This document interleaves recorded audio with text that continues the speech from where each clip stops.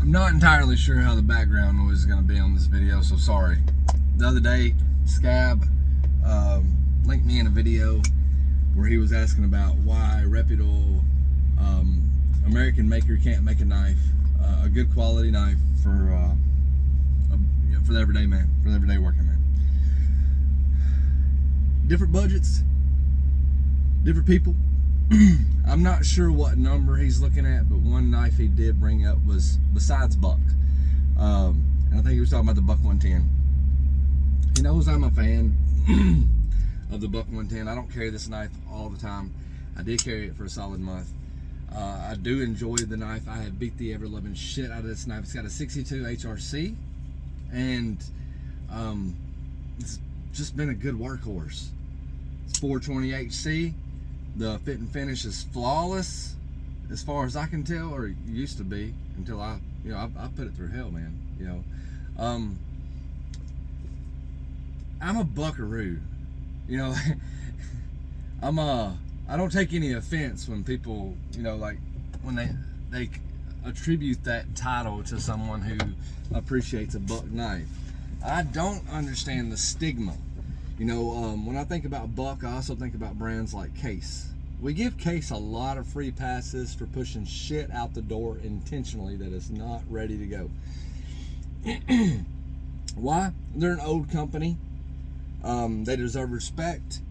They handmade, I guess you would say. I don't know. I picked up 5 different rust locks from 5 different locations. One of those rust locks, that is a slip joint knife. Kinda. It is a slip joint knife, but it's a liner lock. 4 of those knives, the liner did not meet the tang of the blade. It would not lock up. Several videos online where you'll see people talking about they sent their knife back to Case to get some warranty work done. They keep it for 6 to 8 weeks, if not longer. They send it back and it's got the same exact problem. They don't even know how to fix their shit. But at this point, we can't deny that Case just lets shit slide out the door, not ready to go, and they know it. They know it. There's been so many warranty claims, and they got a pretty good warranty. But Buck, on the other hand, we don't have to give those passes to. Buck is a quality company, and they don't intentionally push shit out the door. I'm not saying there's some stuff that don't squeeze out every once in a while, but I personally have never had a problem with any of the Bucks I've owned. I own 30 or 40 of them over the course of my life. I usually give them away. I usually give them to friends that need a knife or whatever. This one is stuck with me because it was a gift from my brother, and I don't get rid of gifts. So this knife is mine. It's mine for the rest of my life because it was a gift. This knife is a Buck Torini. Who the hell else has ever teamed up with Strider to put a SNG size knife in the hands of a working man? This knife sold in 2014 at the Bass Pro Shop for $74. If you didn't want those beautiful ironwood scales, you could have got one with some plastic FRN stuff, whatever Spyderco was using as a standard. And you could have got it for $40, man.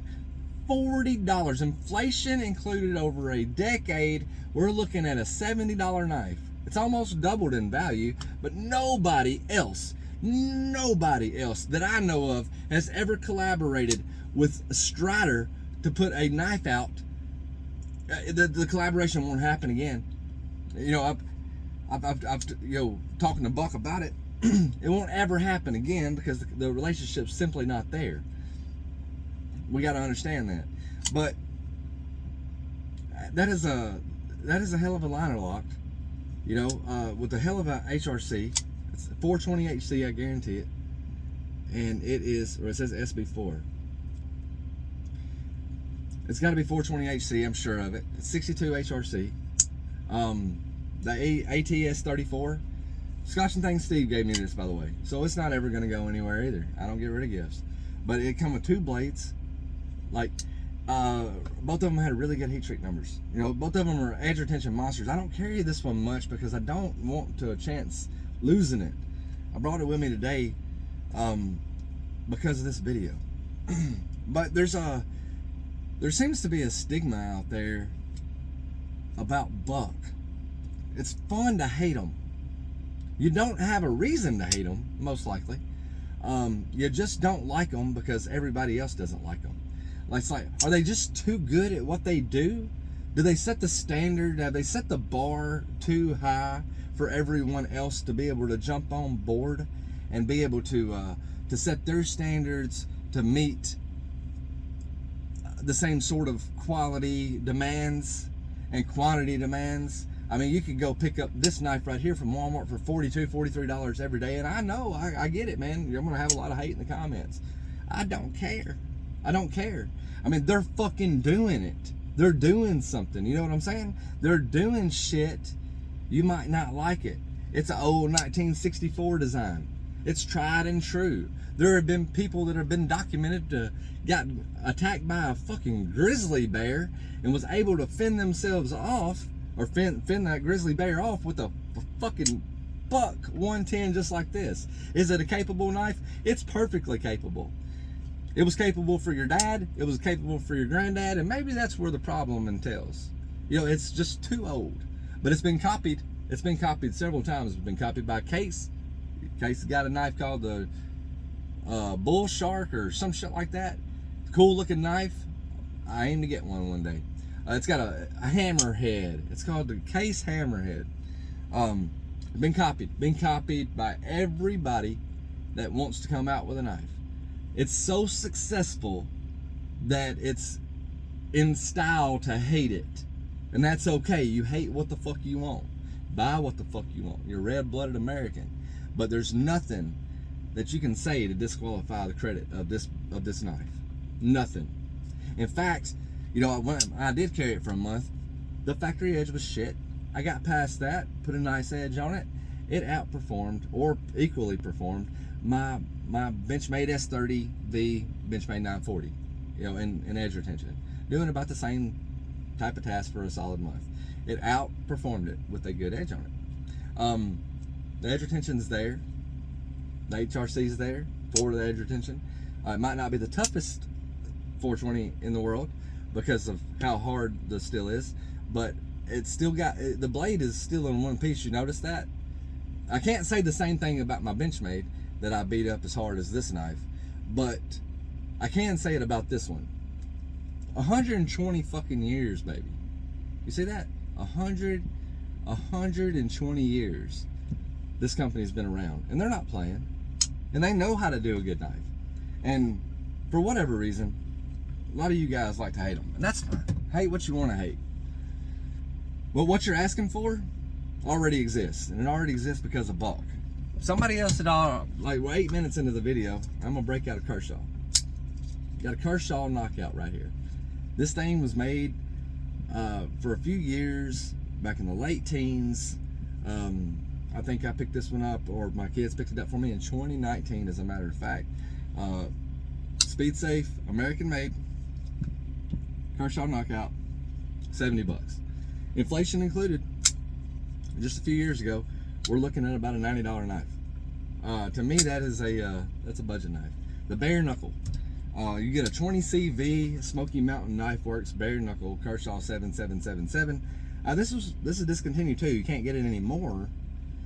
The thing, you know, I guess the point that I'm trying to make is things happen in real time. You miss out on them, and then you wonder why it ain't there anymore. I do it too. The same thing happened to me with ZT. ZT come out with a 0920 Les George design, modeled after the Harpy.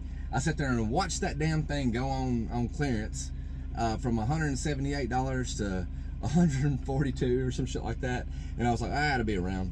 It'll be around when I get around to it. You know, like I skipped out on buying it. When I did buy mine, it cost me $500. And with this knockout right here, I have been offered $300 for it. And this is the 14C28 version. I didn't sell it because it was a gift, but I also let that guy know that it wasn't worth it. It's not worth it. You can pick up the M390 or the 20CV model. You know, it'd be blacked out blade and all that stuff. You know, you can get those for about 200 bucks. You want one of these? It's gonna cost you this gonna cost you some money, because it happened in real time. See, it was only $75 for a couple of years, and then it got discontinued and things moved on, and now these things are gonna cost you $300 or $400 a piece. I can't control that, right? But when things happen, when things are going on, you got to pay attention. I don't pay attention all that well to everything. I don't subscribe to all the modern. We are literally flooded with good deals, and I think the premises of Scab's video was like, we just need to get away from this whole America is the only way to go type thing, because China's making some really good knives at some really good prices. But so is Kershaw. You know, like, Kershaw doesn't offer a whole lot of frame locks anymore. When it comes to American made, you know, like, I don't know if they offer one at all right now. This was their subframe lock. They had the Natrix. Is the Natrix? The Natrix, the Kershaw Natrix Copper D2 is still on sale. You can still buy the XL version, which is almost a 9-inch knife, and you can get that knife for $50. So if this knife doesn't float your boat, you can get a copper frame lock. That's not an American made knife. Never mind. The Natrix isn't an American made knife, but it's a damn nice knife. I think it's made in China though, right? Because it's D2. So I believe the American stuff, 14C28, and then you got D2 for the premium Chinese steel, or not? Like the premium Chinese steel. But the point being is, when things happen, keep your eyes open. If you really want a good deal, scour some of these sites. I used to do it every day. I used to get on Blade HQ and Smoky Mountain Knife Works and DLT Trading, and you know, I used to get on those websites every day and just look at what all is coming out. You can even sort to see what's new. You know, and you can even sort USA made new, and then you can sort those prices from lowest to highest. I mean, the tools are out there for you. I'm not sure anybody's doing something like this right now. I'm not sure anybody's doing something like this right now. But what goes around comes around.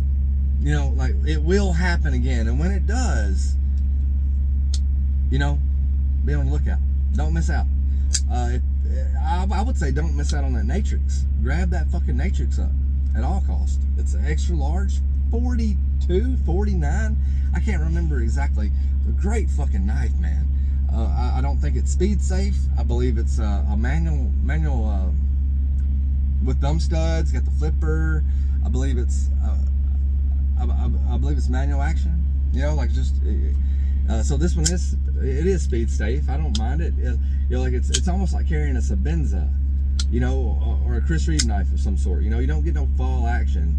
You know, this is what happens when you unlock it, but it doesn't take any kind of pressure whatsoever to close it up. So this knife is perfectly fine. You can buy these knives used on the market if you're not too good for used. If you're too good for buck, you're probably too good for used. But if you're not too good for used, you can find hellacious deals. Will it cost more than it did in 2014, 2019? Maybe. That's the price of missing out. That's the price of missing out when the, you know, like, not going forward when you have the opportunity. Anyway, well, Spyderco and Military 2. Made it this far in the video? Do me a favor. Say something about gasoline in the comments. It doesn't matter what the comment is. Just say something about gasoline in the comments. This is a Military 2 and crew wear. We're gonna do something fun. I got a certain number in my head, and when we get to that certain number of comments about gasoline, we're gonna give this knife away. And you will have to say something about gasoline in the comments in order to be able to be entered for that giveaway. We'll probably have a live and do the drawing for it, but you won't have to be there as long as you do your comment. Last giveaway I did, by the way, nobody ever claimed the winnings. It's kind of strange. It's the first time it's ever happened. But anyway, you guys have a good one. Scab, I love you. This wasn't a this wasn't a video to try to attack you or to argue with you. Everybody's free to like what they like. I don't understand the stigma. You know, like, why there's so much pushback against Buck. I really don't. I just don't see anything they've ever done to deserve the pushback. But you know, it doesn't matter because they're not going anywhere. you know, like they're strong enough to be able to handle it. Yeah, but as long as I've been collecting knives, people, you know, like you got your buck lovers, you got your buck haters. I'm a buck lover, not apologetic, but there's some people that don't love, you know, there's some people that don't love them, and that's okay. I've loved a lot of stuff that I've had. They had an excellent S45V. I am also a S45V and knives, whatever. Sprint Pro Classic was a good knife. Not cheap though, not cheap. You know, it wasn't supposed to be. It was, it's a higher end production knife. Anyway, let's get this over with. But yeah, that's my thoughts on the matter, man. I think things happen sometimes. We just miss out on them, or we think that the product's always going to be there. Probably because, you know, like Buck comes out with something, they don't have to discontinue it. Anyway, guys, have a good one. We'll catch you on the flip side.